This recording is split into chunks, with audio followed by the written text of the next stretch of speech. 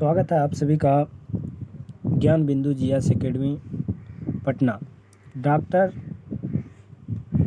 Director जो है रोशन आनंद sir है। इस क्लास में आज हम ज्ञान बिंदु जीएस एकेडमी के द्वारा बिहार पुलिस एग्ज़ाम की जो परीक्षा ली गई है ऑफलाइन में, उस सभी क्वेश्चन पेपर का यानी कि सेट नंबर 1 से लेकर 4 तक करने वाले हैं। सेट 1 से लेकर 4 तक लेने वाले हैं। अब आप इसको बहुत ही अच्छे से जानते ही होंगे। ये हमारे प्रिय रोशन आनंद सर है और कहता है वर्दी लेकर ही रहेंगे बिहार पुलिस।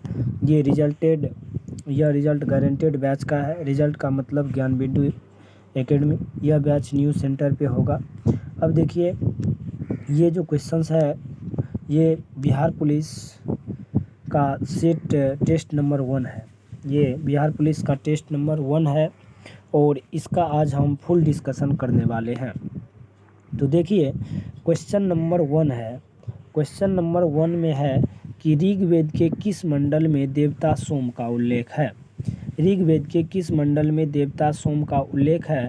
तो ऋग्वेद के 9वें मंडल में देवता सोम का उल्लेख है। ऋग्वेद के 9वें मंडल में जो है देवता सोम का उल्लेख है। साथ ही साथ आप याद रखिएगा, ऋग्वेद के 3रे मंडल में गायत्री मंत्र का उल्लेख है। ये सभी क्वेश्चंस भी होते हैं। ये ऋग्वेद के 3रे मंडल में गायत्री मंत्र का उल्लेख है। ये विश्वामित्र के द्वारा लिखा गया है। ऋग्वेद के अंतर्गत 10 मंडल एवं 1028 सूक्त है। ऋग्वेद के अंदर 10 मंडल एवं 1028 क्या है? सूक्त है। तो इस क्वेश्चंस को आप अच्छे से याद करके रखिए। साथ ही साथ 10वें मंडल के अंतर्गत ऋग्वेद के 10वें मंडल में ब्राह्मण, क्षत्रिय, वैश्य और शूद्र का वर्णन किया गया है। ऋग्वेद के 10वें मंडल में ब्राह्मण, क्षत्रिय, वैश्य और शूद्र का वर्णन किया गया है। अब देखिए, अगले क्वेश्चंस की ओर चलते हैं। क्वेश्चन नंबर 2 है कि जैन धर्म के 23वें तीर्थंकर कौन थे? जैन धर्म के 23वें तीर्थंकर कौन थे? तो यह था पार्श्वनाथ। 24वें तीर्थंकर महावीर था और प्रथम जो था वह ऋषभदेव था। जैन धर्म के प्रथम तीर्थंकर ऋषभदेव, और ऋषभदेव को ही जैन धर्म का संस्थापक माना जाता है। जैन धर्म के 23वें तीर्थंकर जो है वह पार्श्वनाथ है और 24वें जो है वह महावीर है। लेकिन जैन धर्म का वास्तविक संस्थापक जो माना जाता है वह महावीर को माना जाता है। अब यहाँ से हम कुछ क्वेश्चंस को और डिस्कशन करने वाले हैं कि ऋषभदेव जो है, ऋषभदेव का जो प्रतीक था ये कहाँ का था? ऋषभदेव तो अयोध्या का था। साथ ही साथ यह ऑरिस्टिनेमी जो है कृष्ण भगवान के। साथ ही साथ पार्श्वनाथ काशी में है। पार्श्वनाथ का जन्म जो हुआ था वो कहाँ पे हुआ था? काशी में हुआ था। पार्श्वनाथ इक्ष्वाकु कुल के राजा का पुत्र था। तो चलते अगले क्वेश्चंस की ओर। निम्न में से किस लेखों में अशोक का नाम अशोक मिलता है? निम्न में से किस अभिलेखों में अशोक का नाम अशोक मिलता है? तो मास्की, गुर्जरा, उर्गोलम। तो यानी कि इसका सभी अभिलेखों में क्या है? अशोक का नाम उल्लेख है। यहाँ तक इसका सही आंसर डी हो जाएगा। अब चलते हैं, इस पे कुछ बातचीत करते हैं। उर्गोलम कहाँ पे है? उरेगोलम कहाँ पे है? तो कर्नाटक में है। ये भी आप याद रखें, पूछा गया क्वेश्चन है। उर्गोलम कहाँ पे है? तो कर्नाटक में है। साथ ही साथ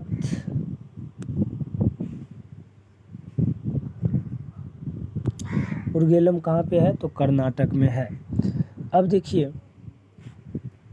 साथ ही साथ ये जो था मास्की, भाब्रू और विराट या मगध साम्राज्य का ये था।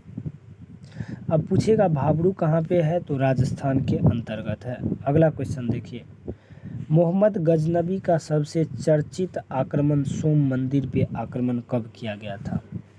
मोहम्मद गजनबी भारत पे 17 बार आक्रमण किया। मोहम्मद गजनबी भारत पे 17 बार क्या किया, आक्रमण किया। और साथ ही साथ यह जो पहली बार भारत पे आक्रमण किया था तो वह 1000 ईस्वी में किया था। मोहम्मद गजनबी भारत पे पहली बार आक्रमण 1000 ईस्वी में किया था। साथ ही साथ ये सोमनाथ मंदिर पे जो आक्रमण किया था वह 1025 ईस्वी में किया था।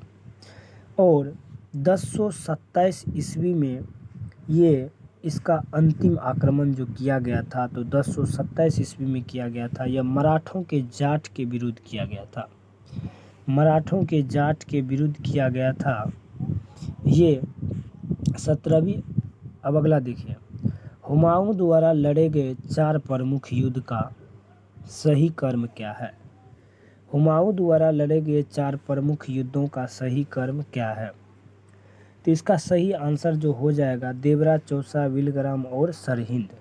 देवरा, चौसा और विलग्राम और सरहिंद। ये क्योंकि देवरा का युद्ध जो हुआ था वह 1531 ईस्वी में हुआ था। देवरा का युद्ध 1531 ईस्वी में, चौसा का युद्ध 1539 ईस्वी में, देवरा का युद्ध, चौसा का युद्ध 1539 में, विलग्राम का युद्ध जो हुआ था 1540 ईस्वी में, और सरहिंद का जो युद्ध हुआ था वह 1555 ईस्वी में हुआ था। ये इसका सेगमेंट है। और देवरा युद्ध 1531 में, चौसा का युद्ध 1539 में, विलग्राम का युद्ध 1540 ईस्वी में, और सरहिंद का युद्ध जो हुआ था वह 1555 ईस्वी में हुआ था। क्वेश्चन नंबर 6, राजस्व के निम्न दिए गए किन व्यवस्थाओं के तहत सरकार और किसान के बीच कोई बिचौलिया वर्ग नहीं था। तो इसका सही आंसर होगा रैयतवाड़ी। रैयतवाड़ी का मतलब सीधे कर किसान से। रैयतवाड़ी का अर्थ होता है सीधे कर लिया जाता था किसान से। अस्थाई बंदोबस्त का मतलब क्या होता है।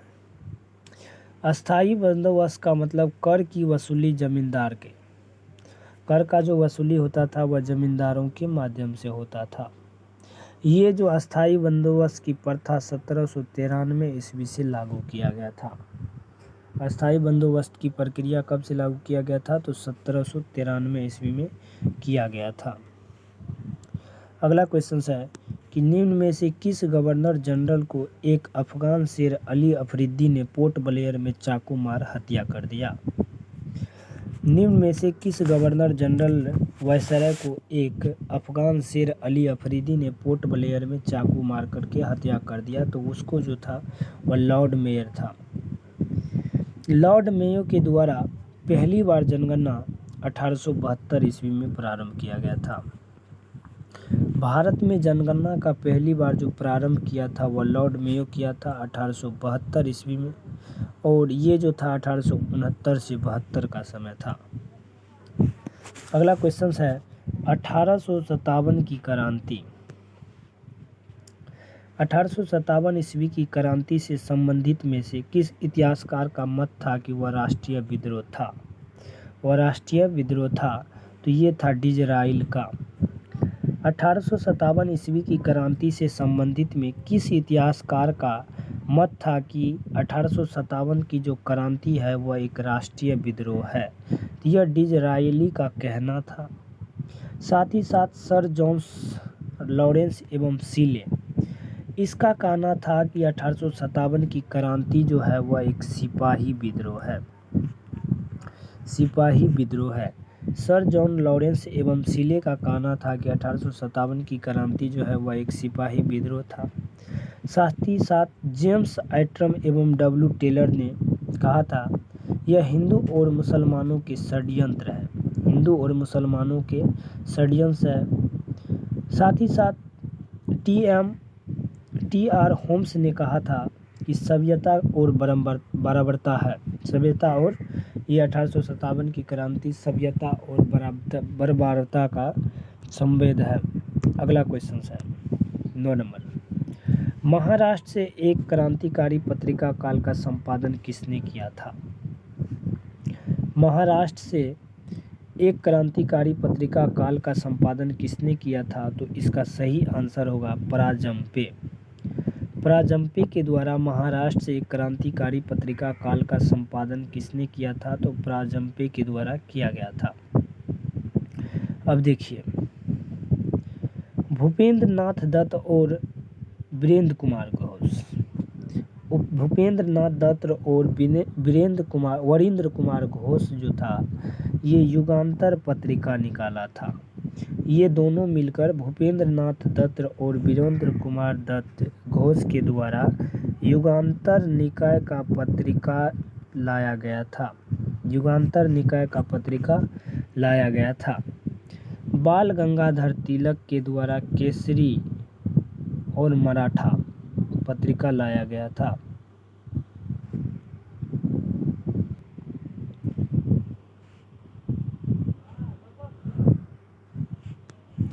बाल गंगाधर के द्वारा जो लाया गया था तो वह केसरी और मराठा लाया गया था। अगला क्वेश्चन है 10 नंबर। निम्नलिखित में से कौन कैबिनेट मिशन के सदस्य नहीं थे? निम्नलिखित में से कौन कैबिनेट मिशन के सदस्य नहीं थे? तो इसका सही उत्तर जो होगा क्लीमेंट इटली होगा।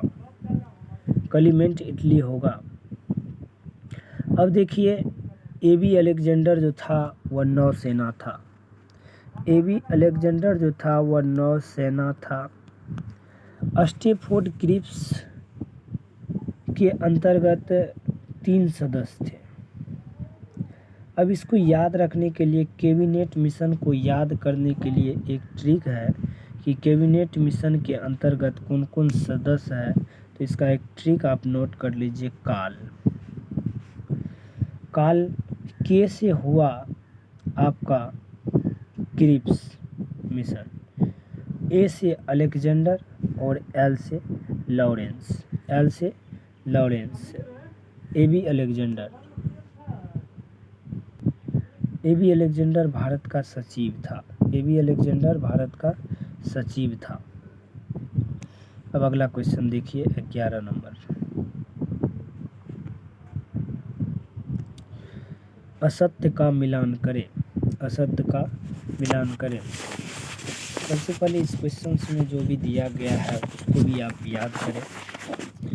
इंडियन लीग शिशिर कुमार घोष, जो बात क्या है सही है। इंडियन लीग का जो स्थापना शिशिर कुमार घोष ने किया था वो 1875 ईस्वी में किया था। इंडियन लीग का जो शिशिर कुमार स्थापना किया था तो वह कब किया था? तो 1875 ईस्वी में किया था। वेद समाज का जो आचार्य केशव चंद्र सेन ने किया था। वेद समाज की स्थापना आचार्य केशव चंद्र सेन ने किया था। यह 1867 ईस्वी में किया था। वेद समाज को आचार्य केशव चंद्र सेन ने किया था 1867 ईस्वी में। तत्व बोधनी सभा देवेंद्र नाथ ठाकुर के द्वारा 1839 ईस्वी में किया गया था। तत्व बोधनी सभा का संस्थापक जो था देवेंद्र नाथ ठाकुर था, जिसकी स्थापना 1839 में किया गया था। बालिका विद्यालय दादा भाई नौरोजी के द्वारा नहीं किया गया था। यह ज्योतिबा फुल्ले के द्वारा 1851 ईस्वी में किया था। दादा भाई नौरोजी के द्वारा नहीं किया गया था। यह ज्योतिबा फुल्ले के द्वारा 1851 ईस्वी में इसकी स्थापना की गई थी।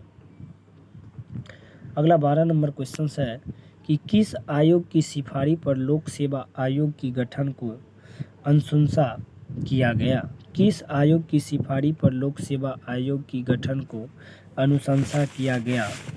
तो ये जो था ली आयोग। किस आयोग की सिफारिश पर लोक सेवा आयोग की गठन की अनुशंसा किया गया? तो ली आयोग के अनुशंसा पर किया गया था। अब देखिए, बटलर समिति 1927 ईस्वी में आया था।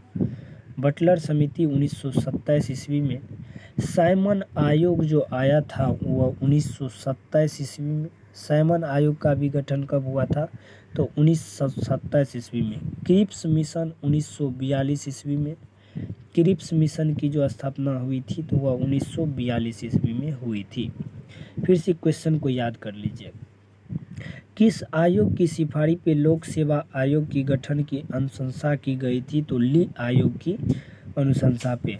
बटलर समिति 1927 ईस्वी में, साइमन आयोग 1927 ईस्वी में, क्रिप्स मिशन 1942 ईस्वी में। क्रिप्स मिशन 1942 ईस्वी में। चलिए, लेकिन लोक सेवा आयोग की स्थापना कब हुआ था?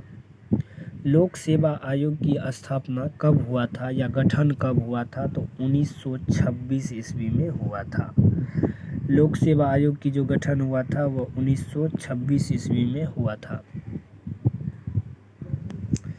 अगला क्वेश्चन है कि निम्न में से किसकी डेकोमेरॉन प्रसिद्ध पुस्तक है? निम्न में से किसकी डेकोमेरॉन प्रसिद्ध पुस्तक है? तो बोकेशियो का। ये जो पुस्तक है यह बोकेशियो का था। अब देखिए, पेट्रॉक जो था वह मानववाद विचार दिया था।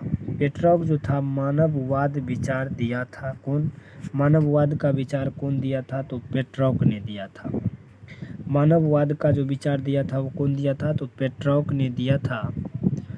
अब देखिए, इरामस एक पुस्तक लिखा था जिसका नाम द प्रेज पोंग होता है। द प्रेज पोली होता था, सॉरी। इरामस का जो पुस्तक था वह द प्रोज पोली होता था। टॉमस मूर जो था यह यूरोपीय पुस्तक लिखा था। यूरोपीय पुस्तक लिखता था कौन? Thomas More. अगला क्वेश्चन देखिए 14 नंबर, जो काफ़ी एग्जाम के दृष्टिकोण से भी है। प्रथम विश्व युद्ध में निम्न में से कौन सा देश मित्र राष्ट्र में शामिल नहीं था? प्रथम विश्व युद्ध में निम्न में से कौन सा देश मित्र राष्ट्र में शामिल नहीं था? तो इसका जो सही आंसर था वो होगा जर्मनी। अब देखिए, मित्र राष्ट्र जो था वह ब्रिटेन, इंग्लैंड, यूएसए, रूस, फ्रांस और जापान था। ब्रिटेन था, इंग्लैंड था, यूएसए था, रूस था, फ्रांस था और जापान था। ये भी था, ये भी था और ये भी था, लेकिन ये नहीं था, क्योंकि अभी हम बोले कि मित्र राष्ट्र जो था वह ब्रिटेन था, इंग्लैंड था, यूएसए था। ब्रिटेन के साथ कौन था? यूएसए था। जापान तो हो गया। उसके बाद रूस भी था। अब इतना बातों को याद रखें। इंग्लैंड में धुरी राष्ट्रों का निर्माण हुआ था। साथ ही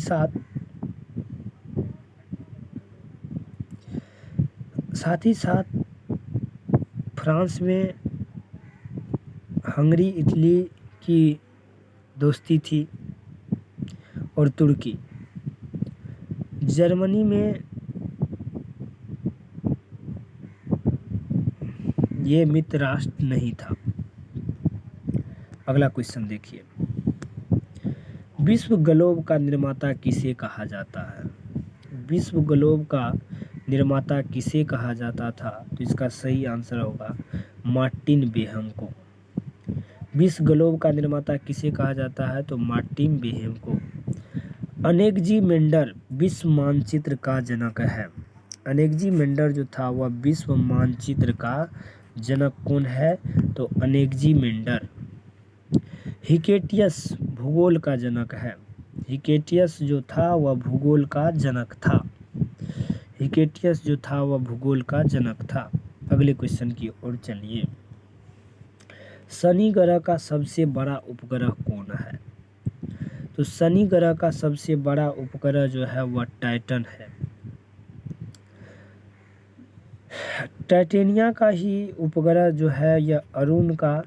टाइटेनिया किसकी उपग्रह है? तो अरुण का है। टाइटन जो है वह वरुण का है। ये भी आप याद रखें, टाइटन। अब अगला क्वेश्चन काफ़ी भी है। निम्न में से कौन सा हिमालय काली एवं तीस्ता नदी के मध्य में है? काली एवं तीस्ता नदी के मध्य में है। तो काली और तीस्ता नदी के बीच में जो है वह है नेपाल हिमालय। काली एवं तीस्ता के बीच जो है, ये क्वेश्चन पूछा गया है बाबू। काली एवं तीस्ता नदी के बीच जो हिमालय है उसका नाम नेपाल हिमालय है। अब देखिए, सतलज और काली के बीच में कुमायूं है। सतलज और काली के बीच में कौन सी है? तो वह कुमायूं हिमालय है। तीस्ता और दिहांग के बीच असम है। तीस्ता और दिहांग के बीच असम है। अब बच गया पंजाब। तो सिंधु और सतलज के बीच कौन है? पंजाब है। याद रखें, हिमालय काली एवं तीस्ता नदी के बीच जो है वह नेपाल हिमालय है। काली एवं तीस्ता के बीच कौन है? नेपाल हिमालय। सिंधु एवं सतलज के बीच पंजाब हिमालय। साथ ही साथ सतलज और काली के बीच कुमायूं हिमालय। तीस्ता एवं दिहांग के बीच असम हिमालय। अगला क्वेश्चन, निम्न में से कौन सा दर्रा मुंबई एवं पूना के बीच अवस्थित है? निम्न में से कौन सा दर्रा मुंबई एवं पूना के बीच अवस्थित है? तो इसका सही आंसर जो होगा वह भोर घाट होगा। मुंबई एवं पुणे के बीच जो दर्रा है उसको क्या कहेंगे? भोर घाट। थाल घाट जो है मुंबई को नासिक से जोड़ता है। मुंबई को नासिक से कौन जोड़ता है? तो थाल घाट जोड़ता है। मुंबई को नासिक से जोड़ने का कार्य जो करता है वह थाल घाट करते हैं। सेनकोटा तिरुवंत को मदुरै से, सेनकोटा जो है तिरुवंत को मदुरै से जोड़ने का कार्य करते हैं। साथ ही साथ पाल घाट जो है वह केरल को कोटा से जोड़ने का कार्य करता है। केरल को कोटा से जोड़ने का कार्य पाल घाट करते हैं। भारत का सबसे दक्षिणतम बिंदु क्या है? भारत का सबसे दक्षिणतम बिंदु क्या है? तो इंदिरा पॉइंट है जो अंडमान निकोबार में है। इंदिरा पॉइंट कहाँ है? तो अंडमान निकोबार में है इंदिरा पॉइंट। सरक्रिक जो है यह पश्चिमी है। भारत के सबसे पश्चिमी बिंदु का नाम सरक्रिक है। भारत के सबसे पश्चिमी बिंदु का नाम जो है सरक्रिक है। भारत के सबसे उत्तरी बिंदु का नाम जो है वह इंदिराकोल है। भारत के पूर्वी भाग को जो कहेंगे वह किबुथ कहेंगे। आप ये चीज़ों को नोट करते जाइए। आपका पीडीएफ जो है डिस्क्रिप्शन बॉक्स में दिया गया है, तो वहाँ से आप जा कर के किसी फोटो स्टेट के पास निकलवा लीजिए और तब जाके आप इसका रिवीजन करें। निम्न में से किस नदी का उद्गम वेरीनाग के समीप शेषनाग झील से होता है? निम्न में से किस नदी का उद्गम वेरीनाग के समीप शेषनाग झील से होता है? तो इसका सही आंसर होगा झेलम। इसका सही आंसर क्या होगा? झेलम। अब देखिए, रावी नदी पे जो है वह रोहतांग दर्रा है। रावी नदी से क्या है? रोहतांग दर्रा से क्या निकलता है? तो रावी नदी से, रोहतांग नदी से रावी नदी। अब है अगला, सराकस ताल झील से जो निकलता है वह सतलज है। बारालाचा दर्रा से चिनाब निकलता है। बारालाचा दर्रा से चिनाब निकलता है। अगला क्वेश्चन देखिए कि निम्न में से कौन सा झील उत्तराखंड में अवस्थित नहीं था? तो चंद्रताल झील। चंद्रताल हो गया, सूरज ताल हो गया। अब ज़्यादा कोशिश कीजिएगा कि उत्तराखंड में अवस्थित झील जो है सात ताल हो गया, राकस ताल हो गया, देवताल हो गया, सूरज ताल हो गया, सब कहाँ पे है? उत्तराखंड में ही है। लेकिन ये चंद्रताल झील ही सिर्फ है जो कहाँ पे है? तो हिमाचल प्रदेश में है। चंद्रताल झील कहाँ पे है? तो हिमाचल प्रदेश में है। अगला क्वेश्चन देखिए 22 नंबर। पूरे 100 क्वेश्चंस का डिस्कशन करने वाले हैं। ये आपके सेलेक्टेड क्वेश्चंस है जो आपके एग्ज़ाम में आ सकते हैं और आया हुआ है। तो आप लोग अगर आप बिहार पुलिस बनना चाहते हैं तो आप हमारे साथ 1 घंटा पर डे दीजिए। आपको समय है अभी 25 दिन। इस 25 दिनों को आप भूल जाइए और आप अपना वर्दी ले लीजिए। ग्रीष्म ऋतु में चलने वाली आर्द्र हवाएं को किस राज्य में आम्र वर्षा के नाम से जाना जाता है? तो केरल राज्य में। ग्रीष्म ऋतु में चलने वाली आर्द्र हवाएं किस राज्य में आम्र वर्षा के नाम से जाने जाते हैं? तो केरल राज्य में जाने जाते हैं। पूर्वी भारत को नार्वेस्टर, पूर्वी भारत का नार्वेस्टर, कर्नाटक का चेरी ब्लास्ट और पूर्वी भारत का नॉर्वेस्टर किसे कहा जाता है? अब देखिए, कर्नाटक चेरी ब्लास्ट, कारम बैसाखी, बंगाल में क्या होता है? कारम। इसी पूर्वी भारत में क्या कहते हैं? इसी बारिश को नार्वेस्टर कहा जाता है और कर्नाटक में इसे चेरी ब्लास्ट कहते हैं, बंगाल में काल बैसाखी कहते हैं। अगला क्वेश्चन देखिए दोस्तों कि निम्न में से किस क्रांति का संबंध मसाला से है? तो बादामी क्रांति का संबंध किससे है? मसाला से है। साथ ही साथ गुलाबी क्रांति का संबंध झींगा मछली से है।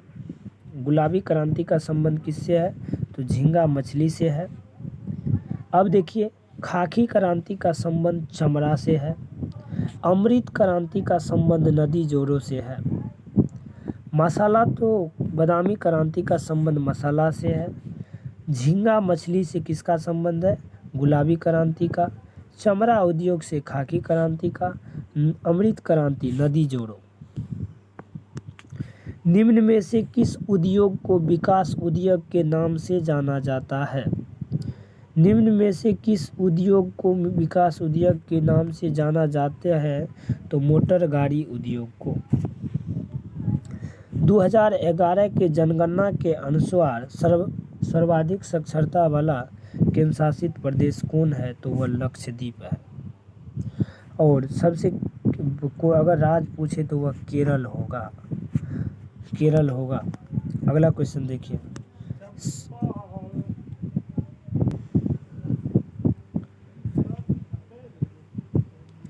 संयुक्त राष्ट्र पर्यावरण कार्यक्रम का मुख्यालय कहाँ पे है? तो नैरोबी में है। अगला क्वेश्चन देखिए, निम्न में से कौन जैविक एवं अजैविक संगठनों के मध्य बिचौलिया का कार्य करता है? तो वह उत्पादक होगा। अगला क्वेश्चन देखिए, संविधान सभा की प्रमुख समितियों में से किस समिति के अध्यक्ष भीमराव अंबेडकर थे? तो वह प्रारूप समिति के अध्यक्ष थे। प्रारूप समिति के अध्यक्ष थे। साथ ही साथ संचालन समिति का जो अध्यक्ष था वह राजेंद्र प्रसाद जी था। प्रांतीय संविधान समिति का अध्यक्ष जो था वह सरदार पटेल जी था। संघीय संविधान समिति का अध्यक्ष जवाहरलाल नेहरू था। फिर से समझ लीजिए, संचालन समिति का अध्यक्ष राजेंद्र प्रसाद, प्रांतीय संविधान समिति का अध्यक्ष सरदार वल्लभ भाई पटेल, साथ ही साथ संघीय संविधान समिति का अध्यक्ष जो था वह पंडित जवाहरलाल मंत्री जी थे। प्रारूप समिति की स्थापना 29 अगस्त 1947 ईस्वी को हुआ था। सुन लीजिए, प्रारूप समिति का स्थापना जो हुआ था वह 29 अगस्त 1947 ईस्वी को हुआ था। इसके अंतर्गत 7 सदस्य हुआ करता था।